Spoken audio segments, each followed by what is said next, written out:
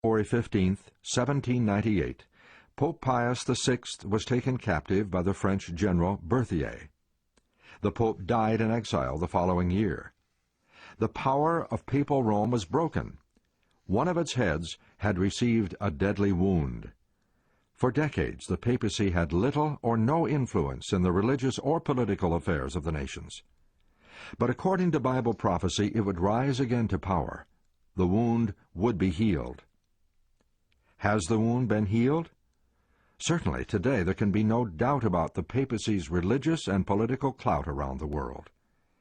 The healing process was greatly advanced with the signing of the Concordat between Mussolini's Italian government and the Vatican in 1929.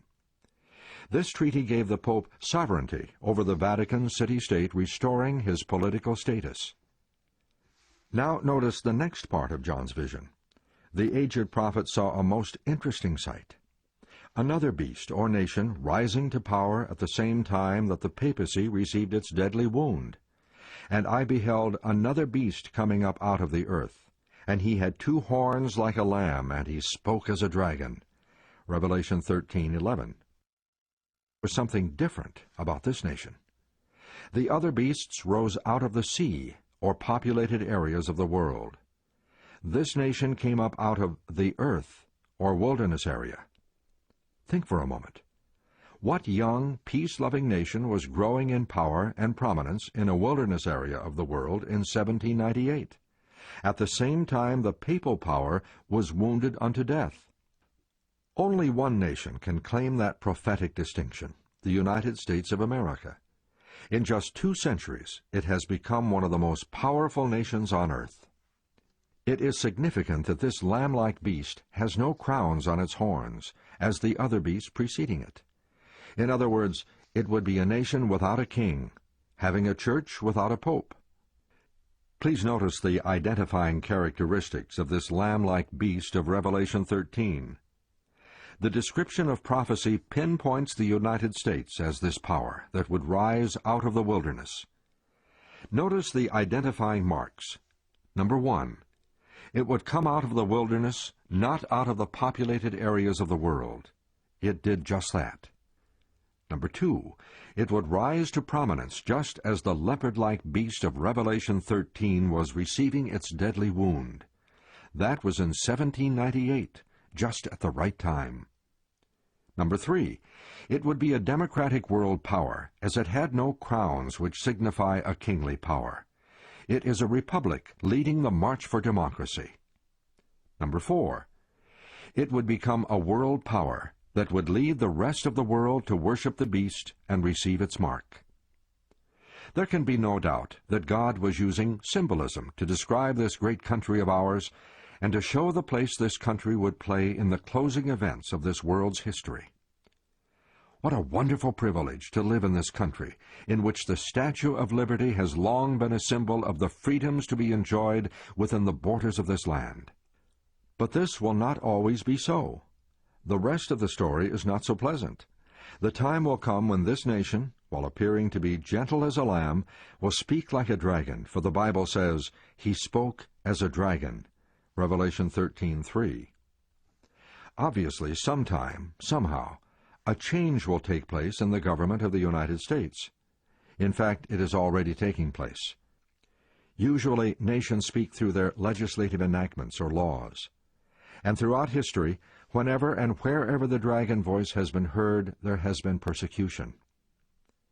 The prophecy continues with a most startling announcement. Speaking of America, the Bible says, "And he exercises all the power of the first beast before him, and causes the earth and them that dwell therein to worship the first beast, whose deadly wound was healed." Revelation 13:12. Unbelievable as it may seem, the persecuting character of the first beast or papal Rome is to be duplicated by the lamb-like beast turned dragon, or the United States. The prophecy states that this lamb-like beast will cause them that dwell on the earth to worship the first beast or papal Rome. But you say, that could never happen in America, the land of the free and the home of the brave. We have the Declaration of Independence, the Constitution, and our Bill of Rights to protect us from infringement against our liberties. We have a guarantee of separation of church and state. Any infringement of our liberties would be directly contrary to the principles of our government. So it would. This could only happen if the principles of civil and religious liberty written into our Constitution were abandoned or simply ignored. But it is happening. Incredible, you say. So it seems, but the Bible clearly declares it will be so.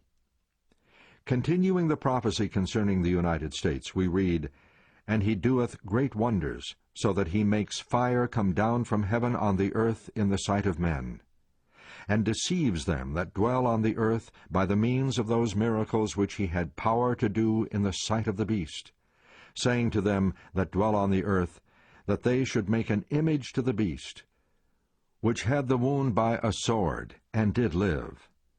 Revelation 13 through 15. Wait a minute, you say. What is this image to the beast spoken of in that text? That's a good question. To make an image or likeness of something, we have to copy it. In other words, for our government to copy the aims and policies of papal Rome, it would have to tear down the wall of separation between church and state. Religious power would have to so control our government that she would make and enforce religious laws. For the Bible says, "He causes the earth and them which dwell therein to worship the first beast, whose deadly wound was healed." Revelation 13:12. This prophecy clearly indicates that the authority of this nation will be used in enforcing some religious observance, which shall be an act of homage to the papacy. Well, you ask, how would that ever be possible for the whole world to worship or pay homage to the papacy? Let's let the Bible and papal pronouncements answer that question.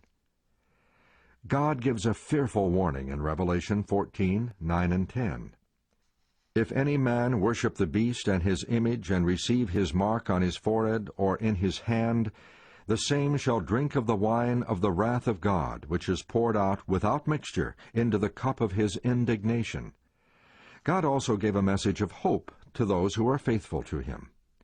Here is the patience of the saints. Here are they that keep the commandments of God and the faith of Jesus. Revelation 14:12.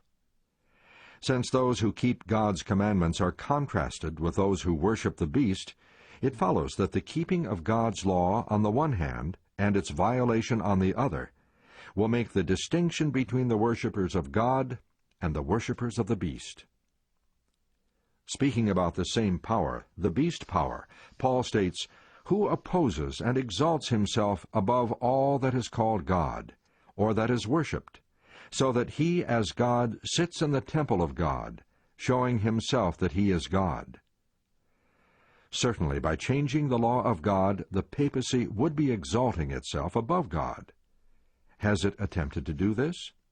It freely admits it. The Catholic Encyclopedia, verse 4, page 153, has this to say, "The Church, after changing the day of rest from the Jewish Sabbath or seventh day of the week to the first, made the third commandment refer to Sunday as the day to be kept holy as the Lord's day." This claim isn't something new. The Catholic record over 70 years ago carried this interesting statement. Sunday is our mark of authority. The Church is above the Bible, and this transference of Sabbath observance is proof of that fact. Catholic record, September 1st, 1923. Here we find that the papacy claims that its mark of authority in religion